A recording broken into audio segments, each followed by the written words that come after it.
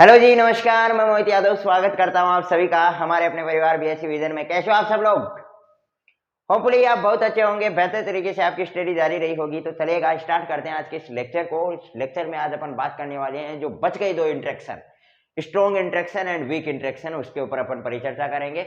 और मेरे भाई, जैसा कि आप सभी को पता है कि अपन क्लास का शुभारंभ एक मोटिवेशन कोट के साथ करते हैं, तो सुनना एक बहुत ही प्यारा मोटिवेशन कोट है जो कि आपको ऊर्जावान बनाएगा, आपकी क्लास को बेहतरीन बनाएगा और आपकी स्टडी में जो रुचि है उसको बढ़ाएगा। तो सुनना कि अभी तो कई इम्तिहान बाकी हैं, अभी तो मंजिल पाना बाकी है। अभी तो कई इम्तिहान बाकी हैं, अभी तो मंजिल पाना बाकी है। अभी तो मापी है मुट्ठी पर जमी को, अभी तो पूरा आसमान बाकी है। तो मेरे भाई, अभी तो अपन एक शुभारंभ किया है, अभी तो स्टार्ट किया है, देखते जाओ आगे होता है क्या क्या। तो इसी कड़ी में अपन बात करेंगे मेरे भाई प्रबल अन्योन्य क्रिया की। What is strong interaction? देखो, मैंने आपको जब अन्योन्य क्रिया बताई थी, जब मैंने अन्योन्य क्रिया स्टार्ट की थी, तो आपको एक बात मैंने बता दी थी कि भाई आप कुछ भी बोल दो, ये जो आपकी अन्योन्य क्रिया है ना भाई, ये किसी भी दो पार्टिकल्स के मध्य कार्य करने वाले बल पे डिपेंडेंट होती है। आपकी ये जो इंट्रैक्शन है वो किसी भी दो पार्टिकल्स के मध्य कार्य करने वाले बलों पे डिपेंडेंट होती है। अब वो बल आकर्षण बल होगा कि प्रतिकर्षण बल होगा, जैसा भी जो बल होगा, बात उसी पे बात आती है। अब दो अन्योन्य क्रियाओं में आपने देखा भी था कि कैसे क्या हो रहा है। प्रबल अन्योन्य क्रिया क्या होती है? प्रबल अन्योन्य क्रिया होती है कि ये मानो आपका कोई न्यूक्लियस है और आप सभी को पता है न्यूक्लियस में प्रोटॉन और न्यूट्रॉन होते हैं, और इन दोनों के मध्य स्ट्रॉन्ग जो अट्रैक्शन फोर्स है वो काम करता है, प्रबल आकर्षण बल कार्य करता है। यानी ये अपना नाभिक है, नाभिक में प्रोटॉन और न्यूट्रॉन है, और प्रोटॉन और न्यूट्रॉन के मध्य आप सभी को पता है कि प्रबल आकर्षण बल काम करता है। प्रोटॉन और न्यूट्रॉन के मध्य लगने वाला बल क्या होता है? स्ट्रॉन्ग इंट्रैक्शन फोर्स होता है।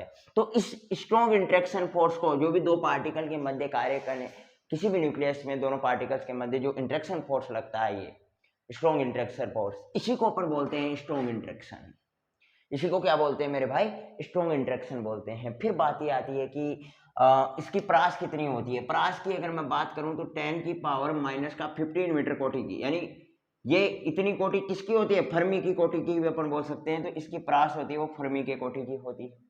प्रास कितनी होती है? फर्मी के कोटि की। दूसरी चीज, ये आवेश पे निर्भर नहीं करती। भाई आवेश की तो कोई बात ही नहीं है ना, इसमें तो अपन बात प्रोटॉन न्यूट्रॉन के मध्य लगने वाले बल की कर रहे हैं, तो आवेश पे निर्भर कहां से करेगी? आवेश की कोई बात ही नहीं आई, आवेश पे निर्भर नहीं करती। सीधी सी बात है मेरे भाई, अगर ये आवेश पे निर्भर नहीं करती, मतलब चाहे आपका प्रोटॉन पॉजिटिव हो और चाहे ये आवेश रहित हो, यानी उदासीन हो, चाहे न्यूट्रॉन उदासीन हो, कोई फर्क नहीं पड़ने वाला, क्योंकि ये आवेश पे निर्भर नहीं कर रही। मतलब सीधी सी बात है, ये proton proton, proton neutron, neutron neutron, तीनों के लिए समान रूप से कार्य करेगी।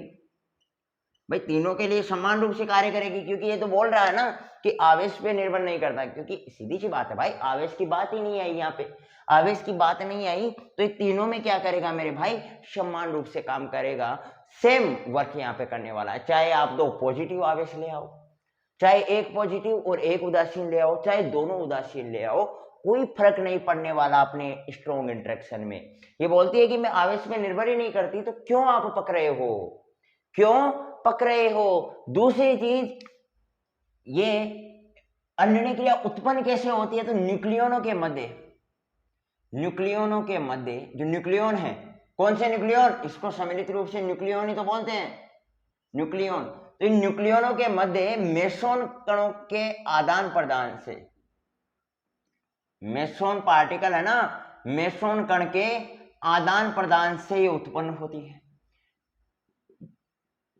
और स्पेशली इसमें पाई मेसोन काम में लिया जाता है। सब कुछ लिखेंगे, एक बार समझने का प्रयास करो, बाकी सब कुछ ये थ्योरेटिकल पोर्शन है। अगर मैं डायरेक्टली प्रबल अन्योन्य क्रिया हेडिंग डाल करके डायरेक्ट लिखाऊंगा ना, तो भी बात वही रहने वाली है, क्योंकि ये भाई आपको याद करना है, सीधी सी बात है।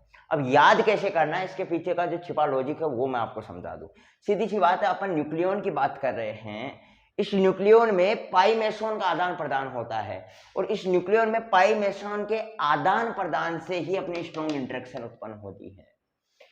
स्ट्रॉन्ग इंटरेक्शन का उत्पन्न होने का कारण इन न्यूक्लियनों के मध्य पाई मेसोन का आदान प्रदान होना है। दूसरी चीज इसकी परास दोनों में जो दो आपने पढ़ी कौन सी गुरुत्वीय अन्योन्य क्रिया और विद्युत चुंबकीय अन्योन्य क्रिया, दोनों की जो परास थी वो इन्फिनेटिव थी, जबकि इसकी जो परास आ रही है वो 10⁻⁻15 मीटर फर्मी की कोटि की परास आ रही है। दूसरी चीज होती है ये इसका जो क्वांटा होता है, एक बात आती है क्वांटा, तो क्वांटा इसका होता है वो होता है ग्लूओन। इसका जो क्वांटा होता है ना मेरे भाई वो होता है ग्लूओन, और ये भी क्या होता है बेसोन ही होता है। ये पार्टिकल भी क्या होता है बेसोन होता है। ये पार्टिकल भी क्या होता है बेसोन ही होता है। तो ये सारा का सारा सिस्टम इसका प्रबल अन्योन्य क्रिया का हो गया। होपफुली आपको समझ में आया होगा, कुछ नहीं बोला मैंने। ये न्यूक्लियन है, न्यूक्लियनों में प्रोटॉन और न्यूट्रॉन उपस्थित होते हैं। प्रोटॉन और न्यूट्रॉन के मध्य प्रबल अट्रैक्शन फोर्स काम करता है, प्रबल आकर्षण बल कार्य करता है, तो उसके कारण अपनी प्रबल अन्योन्य क्रिया, उसी को अपन कहते हैं कि इन दोनों के मध्य जो अट्रैक्शन फोर्स काम कर रहा है उसी को अपन प्रबल अन्योन्य क्रिया कहते हैं। फिर ये प्रबल अन्योन्य क्रिया उत्पन्न कैसे होती है, तो ये अपन बोलते हैं कि ये जो न्यूक्लियन है, ऐसे बहुत सारे न्यूक्लियंस होते हैं अपने एटम में। इन न्यूक्लियनों में अलग अलग एटम के अलग अलग न्यूक्लियन है। किसी पार्टिकल को लेओगे किसी भी, उसमें बहुत सारे एटम्स होते हैं। उस एटम में अपन अलग अलग न्यूक्लियनों के मध्य देखते हैं, तो दोनों न्यूक्लियन, कोई भी न्यूक्लियन है उनके मध्य, दोनों न्यूक्लियनों के मध्य क्या हो रहा होता है पाई माइनस मेसोन, यानी मेसोन पार्टिकल क्या हो रहा था आपस में घूम रहा होता है, या उसके आदान प्रदान से ये अन्योन्य क्रिया उत्पन्न होती है। इसके क्वांटा की बात करें तो वो ग्लूओन होता है। वहां पे अपन ने पढ़ा था ग्रेविटोन, फोटोन, इसका क्वांटा होता है ग्लूओन होता है, और वो दोनों भी बेसोन थे, ये भी बेसोन ही पार्टिकल है। क्योंकि बात प्रोटॉन न्यूट्रॉन की आ रही है, बात इसके बीच आकर्षण फोर्स की आ रही है, मतलब कहीं पे मैं आवेश की बात नहीं कर रहा, मैं केवल बात पे ध्यान देना, मैं केवल बल की बात नहीं कर रहा, मैं आकर्षण बल की बात कर रहा हूं। मतलब यहाँ पे प्रतिकर्षण बल नहीं लग रहा है, कुछ भी नहीं हो रहा, मतलब आवेश की बात नहीं है। सीधी सी बात है, ये आवेश पे निर्भर नहीं करता है। अगर ये आवेश पे निर्भर नहीं करता है तो प्रोटॉन प्रोटॉन, प्रोटॉन न्यूट्रॉन या फिर न्यूट्रॉन न्यूट्रॉन, तीनों में ये समान रूप से काम करने वाला है। तीनों में ये क्या करने वाला है, यहाँ पे अगर अपन स्मॉल लिखेंगे तो और बेस्ट रहेगा, तो स्मॉल लिख लेना, इसको कोई दिक्कत नहीं है। तो तीनों में क्या करता है समान रूप से काम करता है। चौथी इसमें बात ये आई कि इसमें अपना ये लो, चौथी कोई बात ही नहीं है, सब कुछ तो मैंने बता दिया, ठीक है। तो एक बार अपन लिख लेते हैं, अब सब कुछ चीजें आपको समझ में आ गई। एक एक पंक्ति मेरे साथ लिखते चलना, डेफिनेशन से लेकर के जो नोट वाला सारा सिस्टम है वो लिखेंगे। और जो चौथी चीज मैं बता रहा था वो मैं लास्ट में ही बताऊंगा, ताकि कोई कंफ्यूजन कीड़ा ना रहे आपको, है ना। पहली बात तो कि नाभिक में उपस्थित प्रोटॉन व न्यूट्रॉन के मध्य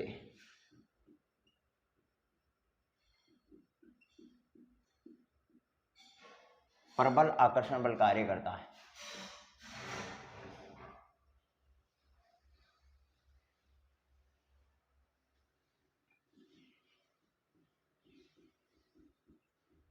उसे ही प्रबल अन्योन्य क्रिया कहते हैं।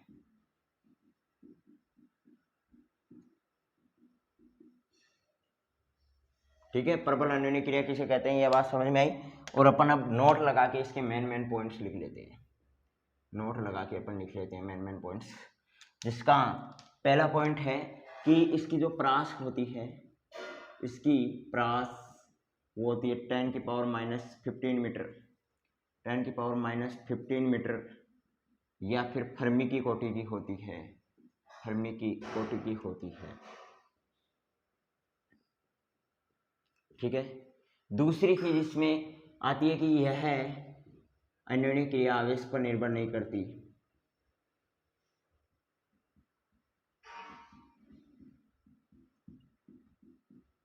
आवेश पे क्या नहीं करती, निर्भर नहीं करती, अर्थात यह है प्रोटॉन न्यूट्रॉन और न्यूट्रॉन के मध्य समान रूप से कार्य करती है, कार्य करती है। तीसरी चीज यहाँ पे निकल के आई कि ये इसका क्वांटा होता है, इसका क्वांटा वो होता है ग्लूओन। इसका क्वांटा क्या होता है? ग्लूओन होता है। यह भी क्या है? यह भी बोसोन है। यह भी क्या है? बोसोन कण है। तो यह भी क्या है? बोसोन है। फोर्थ चीज ये आती है कि जो अन्योन्य क्रिया है वो न्यूक्लियनों के मध्य आदान प्रदान से उत्पन्न होती है।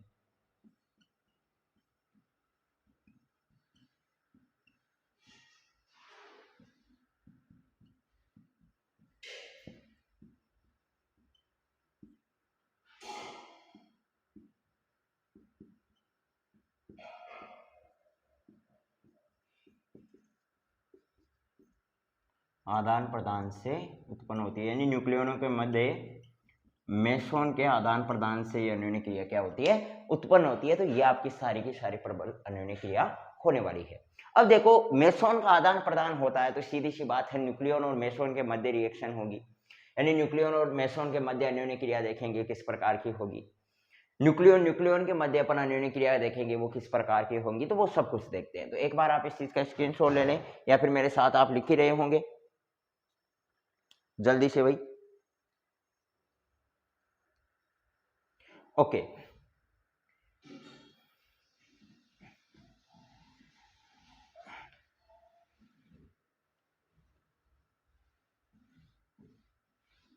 अब मैं बात करता हूं कि भाई अन्योन्य क्रिया होगी न्यूक्लियन की और मेसोन के मध्य आदान प्रदान से हो रही है, तो सीधी सी बात होगी कि इंटरेक्शन दो प्रकार की हो सकती है कि दो न्यूक्लियन आए मान लो एक साथ, और दोनों न्यूक्लियन आकर के भिड़े यहाँ पे मेसोन था और मेसोन को भगा दिया इन्होंने। और मेसोन कौन सा था? Pi minus meson. तो ये मेसोन को भगा दिया। इस प्रकार की जो अन्योन्य क्रिया है वो है अपनी न्यूक्लियन तथा मेसोन के मध्य की अन्योन्य क्रिया। मेसोन के मध्य अन्योन्य क्रिया, न्यूक्लियन और मेसोन के मध्य अन्योन्य क्रिया। और एक और अन्योन्य क्रिया होती है, वो यही होती है कि मानो दोनों न्यूक्लियन, एक न्यूक्लियन आया और ये ऊपर वापस निकल गया, और ठीक इसी प्रकार से मान के चलो एक न्यूक्लियन यहाँ पे भी आया और वापस इधर ही निकल गया, तो उस वक्त पाई माइनस मेसोन किधर रहेगा? तो भाई नीचे ही रहेगा। पाई माइनस मेसोन का कोई चेंज नहीं आने वाला। और ये दोनों क्या है? सिर्फ और सिर्फ न्यूक्लियन के मध्य अन्योन्य क्रिया है। इसे कहते हैं न्यूक्लियन के मध्य अन्योन्य क्रिया। इसको क्या कहते हैं? न्यूक्लियन के मध्य अन्योन्य क्रिया कहते हैं। एक बार आप इसका स्क्रीनशॉट ले लें, फिर अपन आगे बढ़ते हैं।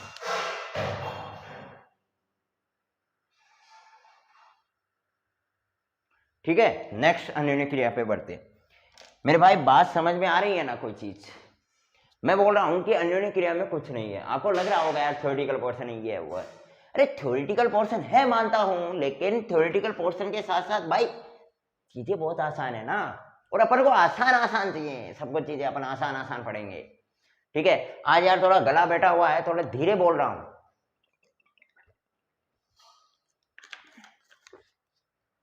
कि गला बैठा हुआ है, धीरे बोल रहा हूं, लेकिन पढ़ाने से नहीं डटेंगे।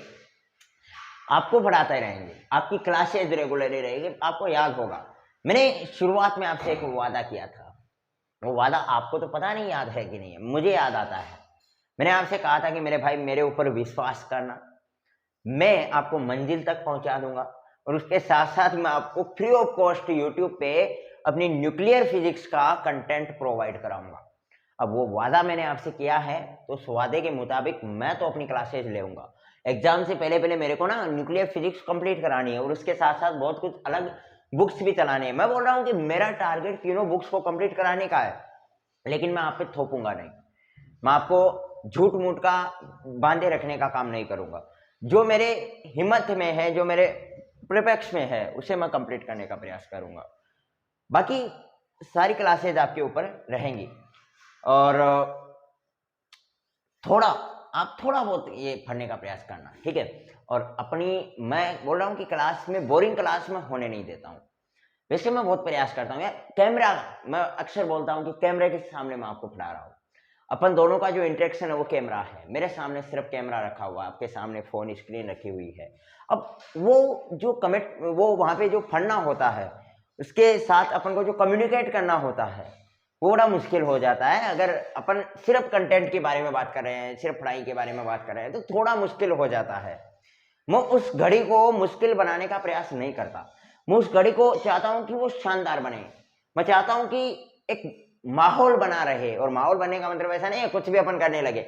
माहौल बनने का मतलब है कम से कम आप बोरिंग ना हो क्लास में। इसलिए मैं अक्सर आपके लिए जोक लेकर के आता रहता हूँ, आपको मोटिवेशन कोट सुनाते रहता हूँ, कभी कभी आपको रोमांटिक शायरियाँ सुनाने लगता हूँ। इसका मतलब ये नहीं है कि मुझे शायरियाँ बोलने का शौक है, मुझे जोक बोलने का शौक है, मुझे मोटिवेशन देने का शौक है, नहीं जी।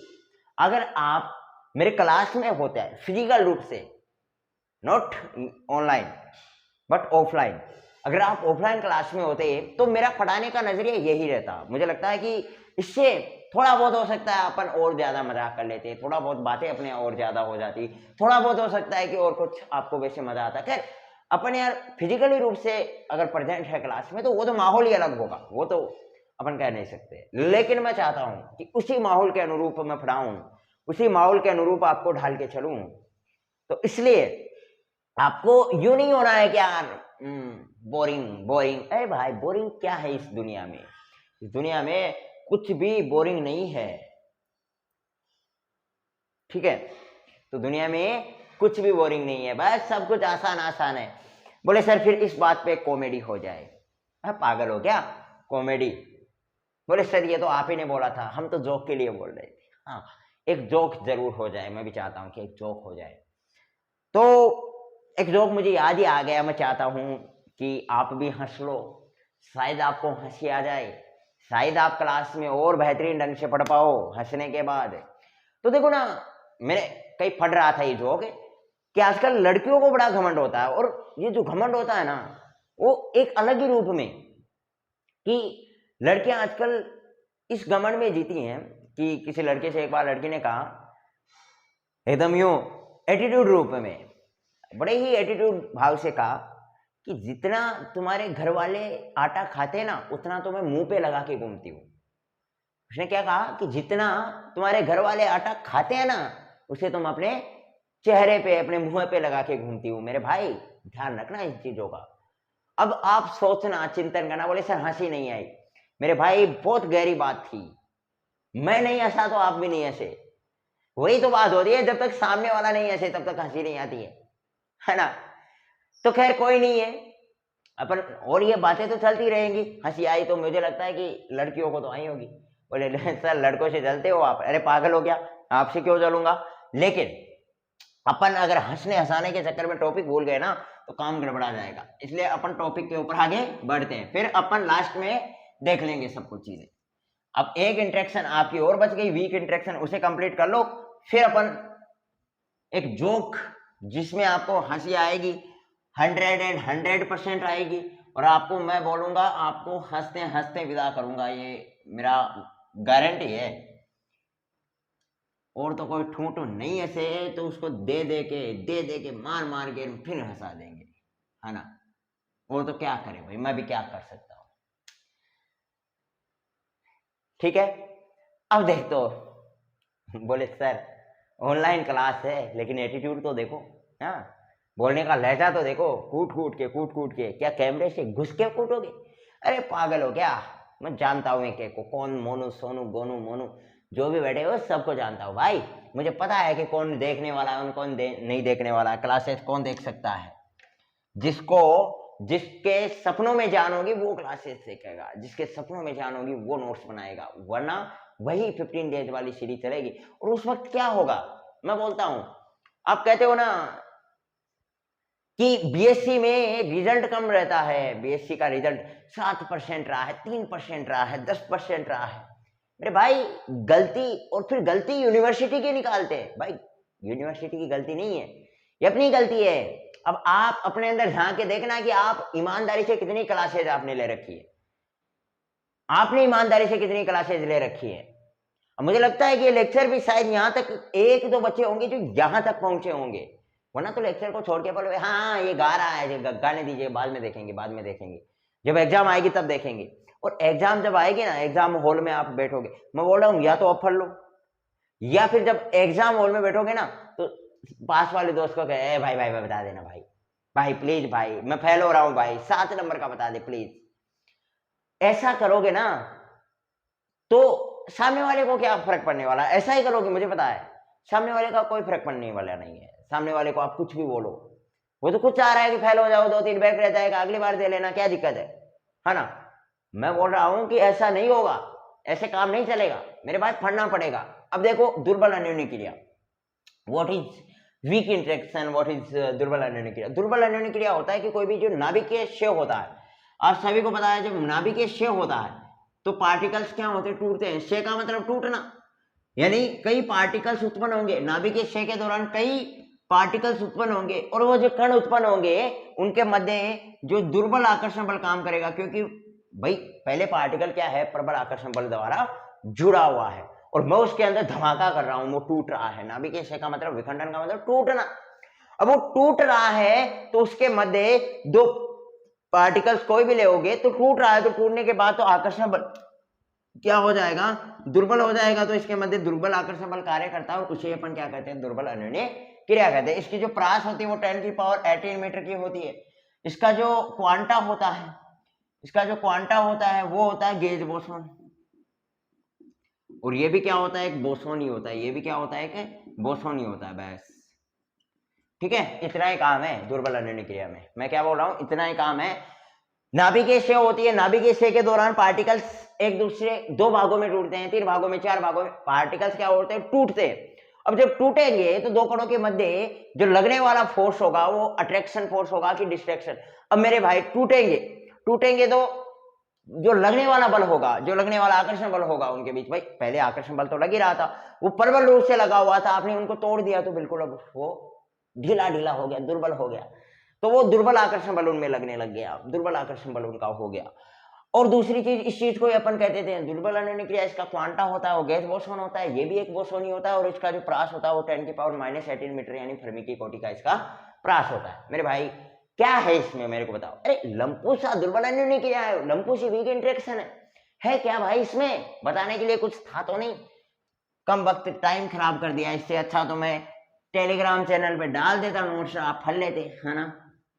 लेकिन फिर भी कोई बात नहीं है, अन्योन्य क्रिया और मिट गई आपके टेलीग्राम के चक्कर में यार, ऐसा थोड़ी होता है अन्योन्य क्रिया। हाँ अब सुनना मेरे भाई, मैं क्या बोल रहा हूं, दुर्बल अन्योन्य क्रिया क्या होती है कि नाभिकीय क्षय के दौरान, लिखो साथ साथ,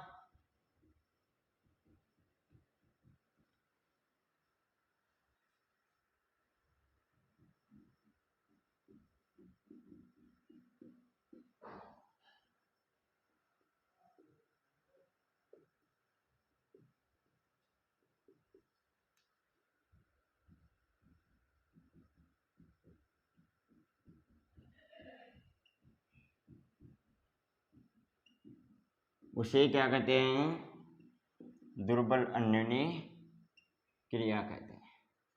उसे क्या कहते हैं मेरे भाई, दुर्बल अन्योन्य क्रिया कहते हैं। चलो नोट लगा के वो 2-4 चीजें अपन वो लिख लेते हैं।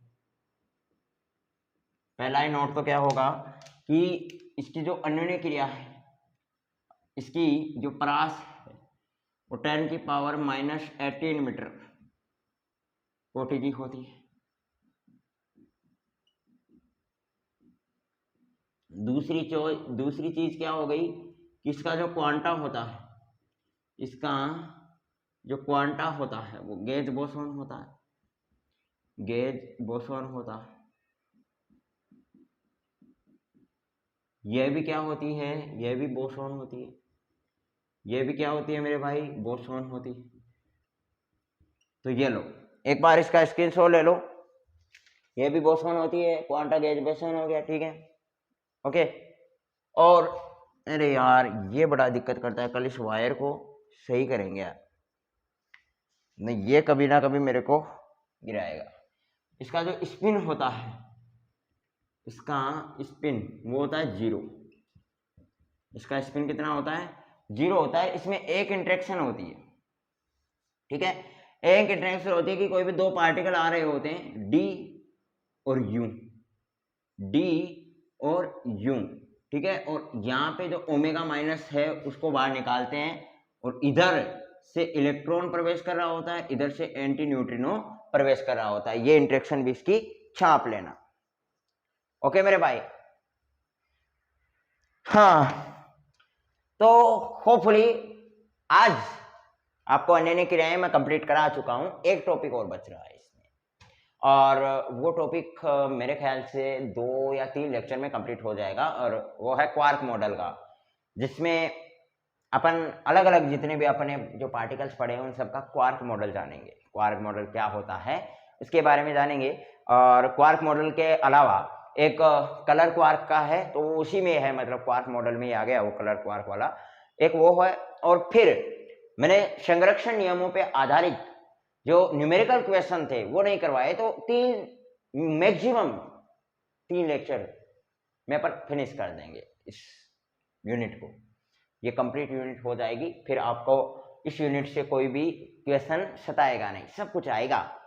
4th यूनिट से जो भी क्वेश्चन आएगा सब कुछ आपको इसमें आएगा। तो ये 3-4 लेक्चर में, 4 लेक्चर तो बहुत ज्यादा हो जाएंगे ना, 3 लेक्चर में बोल रहा हूँ कि मैक्सिमम भी, लेकिन फिर भी कहीं पे अगर ऊपर नीचे मुझे लगा कि अपन को 1 लेक्चर और लेना चाहिए, तो 4 लेक्चर मैक्सिमम, वो तो बहुत ज्यादा हो गए, वरना 3 के अंडर अपन सल्टा देंगे इस मामले को। तो अब जोक तो यार मेरे को आज मूड नहीं है, कल ही सुनाऊंगा। अभी अपन क्लास का डी एंड करते हैं और इन चीज़ों का रिवाइज करना, ठीक है, अन्योन्य क्रियाओं को। मुझे लगता है कि यहाँ पे आपको याद भी हो गई होंगी, फिर भी थोड़ा बहुत रिवाइज कर लेना, थोड़ा अच्छा रहेगा।